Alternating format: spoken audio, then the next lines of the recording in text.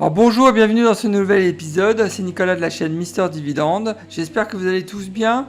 Aujourd'hui je vais vous présenter 5 actions incontournables. Alors cette vidéo elle est aussi bien pour les débutants, pour les investisseurs aguerris ou pour des investisseurs comme moi donc, qui sont entre débutants et investisseurs aguerris.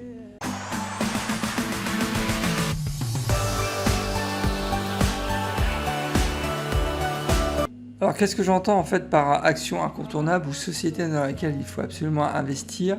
Le premier point c'est l'engagement du management dans la croissance du dividende. Chaque année, donc, il y a le management qui présente les comptes face à la presse, face donc, aux actionnaires. Et moi, j'attache vraiment beaucoup d'importance justement à leur engagement donc, dans la croissance du dividende. Alors, qu'est-ce que ça veut dire engagement? Ça veut dire simplement que pendant donc, ces conférences de presse ou les réunions d'actionnaires, donc il y a un paragraphe, un petit mot donc sur leur engagement pour maintenir une croissance de dividende. Ça, moi, j'attache vraiment beaucoup d'importance pour qu'ils qu'ils annoncent publiquement, ok, nous sommes toujours focusés sur le dividende, sur le résultat. Donc ça, c'est vraiment très très important. Le second point, pour moi, une action incontournable, c'est une action qui, même en temps de crise, donc ne coupe, que la société ne coupe pas donc ses dividendes. Je pense en 2008-2009, il y a eu énormément de sociétés qui ont coupé leurs dividendes. Je pense surtout aux actions, aux sociétés du secteur bancaire. Donc là, ça a été vraiment la douche froide.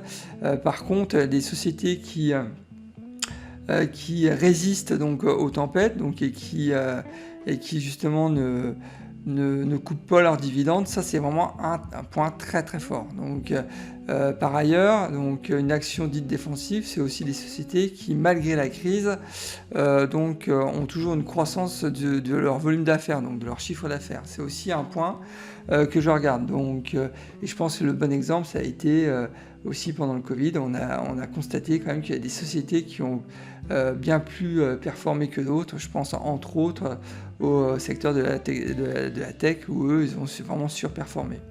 Et enfin, le corollaire de tout ça, c'est que dès lors que le management s'est engagé donc, dans la croissance de dividendes et qu'ils le font de manière annuelle, donc tous les ans, pardon. Donc le point important, c'est qu'au final, c'est quand même une protection contre l'inflation.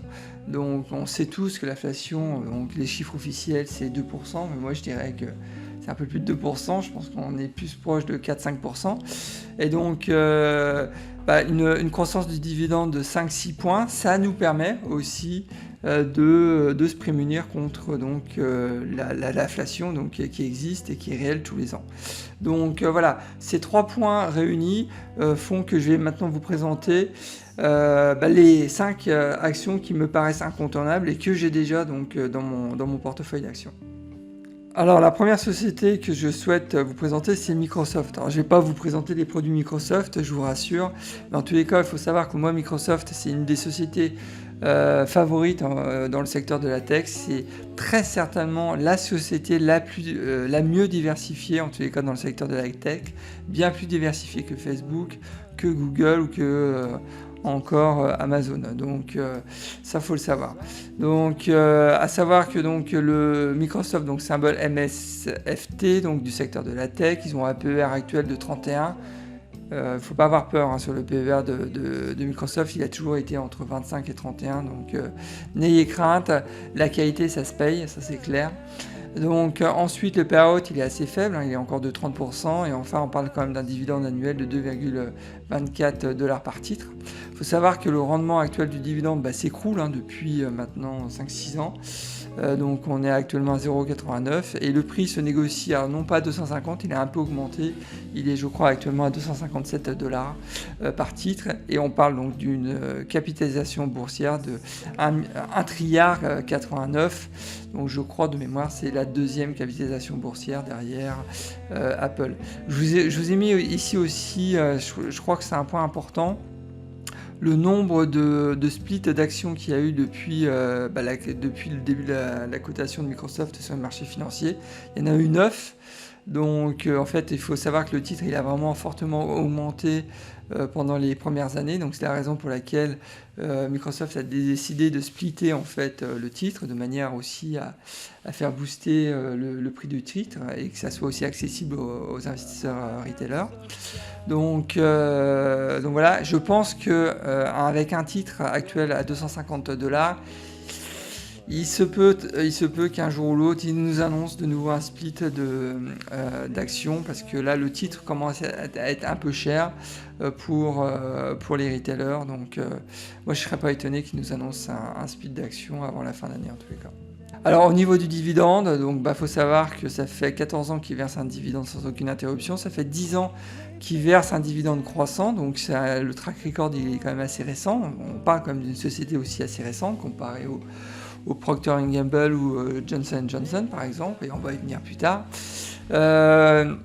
Sinon, pendant les 10 dernières années, donc ils ont réussi quand même à augmenter leur dividende de 15% par an, donc c'est une croissance quand même très soutenue. Donc, et ça, j'apprécie particulièrement donc ce titre pour aussi la dynamique autour de la croissance du dividende. Sur les 5 dernières années, donc le titre il a augmenté que de 10%, donc c'est déjà énorme, hein, sachant que l'inflation l'inflation officielle est autour de 2%, mais celle officieuse est autour de 4%, je pense. Donc on est quand même au-dessus de l'inflation, donc c'est aussi un bon point.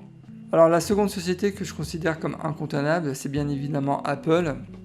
Donc symbole AAPL, donc ils ont actuellement un PER de 24, un payout de 18%, donc c'est vraiment très très faible et ça c'est vraiment très positif pour l'avenir. Ils proposent un dividende annuel actuellement de 0,88$ par titre. Le rendement sur dividende est autour de 0,70%, donc c'est vrai que c'est faible, mais il faut voir long terme avec Apple et aussi avec Microsoft. Donc ils ont actuellement un prix autour de 125-127$ le titre, et donc on parle donc d'une capitalisation boursière de 2,1 trilliards de dollars. C'est bien évidemment la méga cap, donc en termes de capitalisation boursière. Et enfin, je vous ai mis aussi ici donc une petite table qui rappelle qu'Apple donc a déjà splitté son action à 5 reprises. La dernière fois, c'était donc il y a presque un an, donc c'était le 31 août 2020. Donc ils ont fait du 4 pour 1. Donc voilà, je crois que de mémoire, l'action était l'année dernière autour de 270-280$ quand ils ont décidé de splitter l'action. Donc voilà, c'est pour ça que je vous dis, quand l'action d'un titre l'action d'une société arrive autour de 250-300$, souvent les sociétés considèrent que le titre est un peu trop élevé, donc c'est la raison pour laquelle ils splittent les actions, pour justement le rendre plus accessible pour les investisseurs retailers. Alors concernant le dividende, donc ça fait 8 ans qu'ils versent un dividende sans aucune interruption, ça fait 8 ans qu'ils versent un dividende croissant, donc une fois de plus, hein, c'est une société très très récente, Apple, donc ça fait, ils ont quand même proposé depuis les 5 dernières années 10% de hausse par an, de moyenne en croissance de dividendes, donc c'est vraiment aussi une hausse très soutenue et une fois de plus au-dessus de l'inflation, donc c'est aussi un point très important quand vous recherchez, quand vous êtes un investisseur qui cherche le rendement. Enfin, la troisième société qui me semble incontournable, c'est Johnson & Johnson. Si vous avez vu la vidéo concernant mon portefeuille d'actions, Johnson & Johnson, c'est mon action chouchoute, on va dire. Donc je suis chargé comme une mule, j'ai plus de 6 000$ sur cette action. Donc symbole JNJ, donc ils ont un PER actuellement de 17 avec un payout de 49. Donc c'est vraiment un payout très intéressant, puisque ça fait quand même, Johnson & Johnson, ça fait déjà très très longtemps que c'est une vieille société, et donc pour proposer un payout de seulement 49%, ça montre aussi leur capacité à générer du cash. Donc Johnson & Johnson, c'est un peu l'équivalent de Microsoft dans le monde de la tech, c'est-à-dire que Johnson & Johnson, c'est certainement la Big Pharma la mieux diversifiée sur le marché actuellement. donc ils sont vraiment présents sur tous les marchés. Donc c'est vraiment la grosse machine. Donc c'est pour ça aussi que j'aime ces sociétés. C'est la manière dont le business est géré, la manière dont il est diversifié. Donc ils sont vraiment... ils sont vraiment très performants. Donc, alors le dividende annuel donc, est de 4,24 $ par titre. Il propose actuellement un rendement sur dividende de 2,55%. Le titre se négocie autour de 165 $, et on parle donc d'une capitalisation boursière de 437 milliards de dollars.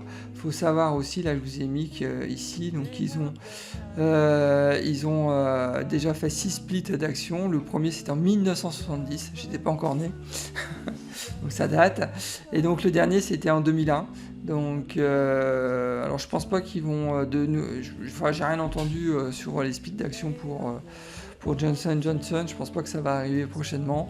Il faudra que le titre soit au moins 250-300 $ pour qu'on se pose vraiment la question. Donc pour l'instant, à mon avis, il n'y aura pas de split. Au niveau du dividende, donc il faut savoir que ça fait 58 ans qu'ils versent un dividende sans aucune interruption. C'est extraordinaire, ça fait presque 60 ans, c'est hallucinant. 58 ans qu'ils versent un dividende croissant. Regardez cette belle courbe, donc il n'y a rien à dire. Sur les 20 dernières années, ils ont quand même proposé donc, une croissance de dividende de 10% par an, c'est énorme. Sur les 5 dernières années, donc, ils ont proposé une croissance de dividende un peu moins soutenue, que de 6% par an. Mais bon, avoir une augmentation de salaire de 6% par an tous les ans, moi ça me plairait, c'est pas mon cas, hein. Donc voilà, ça reste quand même une belle performance, toujours au-dessus de l'inflation, donc c'est aussi un point très positif. Alors la quatrième société qui me semble incontournable dans le secteur des télécoms, c'est bien évidemment Verizon. Verizon, donc symbole VZ, donc secteur des télécoms, PER donc actuel donc de 11,3, le payout est de 50%. Donc il faut savoir qu'un payout de 50% chez les télécoms, c'est quand même un payout très bon. Vu les investissements que nécessite tout ce qui est télécom. Le dividende annuel est actuellement de 2,51 $ par titre. Donc il propose actuellement un dividende à 4,38%, donc là un rendement plutôt intéressant. Donc le prix actuel s'est négocié autour de 57 $, et on parle d'une capitalisation boursière de 237 milliards de dollars. Et comme vous voyez, donc il n'y a jamais eu de split d'actions jusqu'à présent. Donc là, typiquement, c'est vraiment une société, pas de croissance, hein, mais typiquement pour les investisseurs qui cherchent du rendement, quand on propose donc ce type de rendement à 4,38%, c'est en règle générale ce qui attire le plus les investisseurs qui cherchent le rendement. Alors concernant le dividende, il faut savoir que ça fait 30 ans qu'ils versent un dividende sans aucune interruption. Ça fait 14 ans qu'ils versent un dividende croissant. Et donc si on regarde les 20 dernières années, donc ils ont réussi à augmenter leur dividende entre guillemets seulement de 2% par an. Sur les 5 dernières années, ça a été aussi de 2%. L'année dernière, ça a été aussi de 2%. Donc c'est constant, c'est faible. Moi, je considère qu'il pourrait faire un effort, mais bon, ça n'engage que moi. En même temps, il propose, comme on l'a vu, un rendement sur dividende de 4,38%, donc c'est vraiment important. Donc il y a un moment on peut pas tout avoir. Donc il faut peut-être aussi accepter de temps en temps avoir une croissance de dividende uniquement de 2%. Donc voilà, à la limite, c'est le point entre guillemets un peu négatif de Verizon, c'est que la croissance de dividende elle n'est pas assez soutenue. Mais par contre, ils ont quand même un rendement sur dividende de 4,38%. Donc j'insiste, hein, ça reste quand même une belle boîte avec donc un payout de 50%. Donc on peut considérer aussi que le dividende sur le long terme est quand même relativement bien sécurisé. Alors la cinquième société qui me semble incontournable pour un investisseur qui cherche le rendement, c'est Procter & Gamble. Il faut savoir que Procter & Gamble, donc symbole PSG, donc du secteur donc du retail, propose donc un PER donc actuellement de 23,6, un payout de 56%, donc payout très faible au vu de l'ancienneté de cette société. Je suis toujours impressionné par ce chiffre. Le dividende annuel est actuellement de 3,48 $ par titre. Le rendement sur dividende est de 2,55%. On constate quand même depuis 4 ans que le rendement a vraiment fortement chuté. Moi, j'envie ceux qui ont investi il y a 3-4 ans sur Procter & Gamble. C'était vraiment la meilleure époque, donc bravo pour eux. Le prix actuellement se négocie autour de 136 $, et donc on parle d'une capitalisation boursière de 333 milliards de dollars. À savoir que Procter & Gamble a procédé à 6 splits d'actions. Le premier, ça a été en 1970, comme Johnson & Johnson, de 2 pour 1. Et donc le dernier, ça commence à dater, c'était en 2004, donc aussi de 2 pour 1. Donc voilà. Concernant le dividende, il faut savoir que Procter & Gamble verse un dividende sans aucune interruption depuis 63 ans. C'est encore meilleur que Johnson & Johnson. Il verse aussi un dividende croissant depuis 63 ans, donc sans aucune interruption. C'est juste hallucinant. Regardez cette belle courbe, ça ne cesse de croître. Sur les 20 dernières années, ils ont quand même proposé une croissance de dividende de 8% par an. C'est exceptionnel, dans le business en plus, dans le retail, enfin c'est vraiment fort. Donc il faut savoir, j'avais fait une vidéo sur Procter & Gamble. Ils ont aussi un portefeuille de marque vraiment premium, donc c'est aussi ça qui fait leur force, et c'est aussi ça qui leur permet aussi de dégager beaucoup de cash.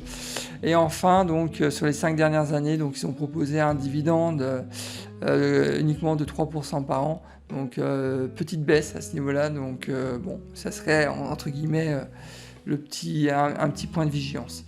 Donc voilà, mais bon, à savoir que cette année, ils ont quand même versé un dividende de 10% par an, donc c'est vrai que cette année, ils ont vraiment très très bien performé avec le Covid a fait des heureux, a fait beaucoup de malheureux, mais a fait aussi quelques heureux, et comme je vous disais, ce type de société, pendant la crise, pendant les crises, c'est des sociétés qui surperforment, donc faut le savoir.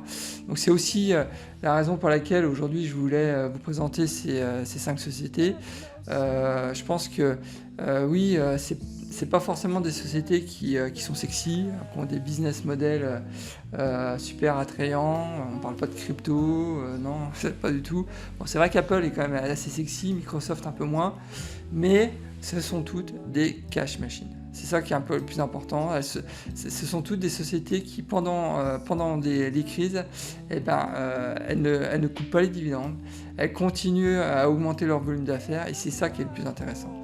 Donc c'est à mon sens en tous les cas un point mais vraiment méga important quand vous investissez dans des sociétés. En tous les cas, celui qui cherche le rendement mais qui est sur le long terme, faut toujours regarder dans le passé comment se sont comportées ces sociétés en temps de crise. C'est à mon sens un point très très important. Eh bien, écoutez, on arrive à la fin de cette vidéo. J'espère que vous a plu. N'hésitez pas à me laisser un petit commentaire pour m'encourager, ça me fait toujours plaisir. Ou si vous avez des questions à me poser, n'hésitez pas. J'essaie de répondre le plus rapidement possible et de manière la plus sérieuse possible en tous les cas. Moi, j'aime beaucoup aussi échanger avec vous, donc c'est toujours intéressant. Et donc, écoutez, je vous laisse. N'oubliez pas aussi de liker bien évidemment ma vidéo, de temps en temps j'oublie, de vous inscrire aussi à ma chaîne YouTube si ce n'est pas déjà fait. Et je vous dis à la prochaine et surtout bon trade. Au revoir.